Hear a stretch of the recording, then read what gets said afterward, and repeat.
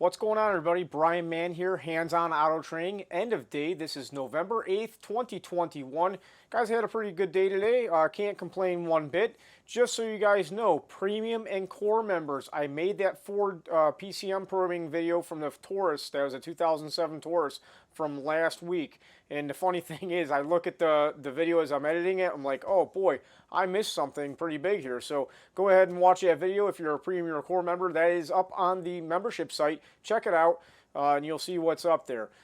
Today started out with a 2019 Chevy Sonic. This had an airbag light on it, and I know we got people that would like to see the pre-scan report. So this is the actual pre-scan report. You see at 8:23 a.m. I was working on this thing, and you can see this is what we had. Really didn't have a whole lot going on here. We had a driver motor calibration, passenger window motor calibration, and this B0022 This was the big problem with this vehicle.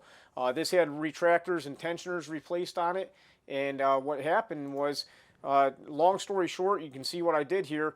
The actual connector for the pretensioner was broken. The terminal had broken off in here, and that was all of our issue with it. As you see here, this should be reading about 2 ohms or so, and we're at 10 ohms. 10 ohms is the maximum limit for the reading for like open circuit for this system. So that was what we had there. After that, we had a used transmission in this 2013 Chevy Impala. That was a really easy job, nothing big there. Then we went on to a 2007 Chevy Monte Carlo, and this had no communication with the ECM. Therefore, it was a no crank, no start situation. And the first thing I did, I believe I checked a couple fuses, and then I got my DLC breakout box, and we read 60 ohms between pins 6 and 14, so I knew that was good.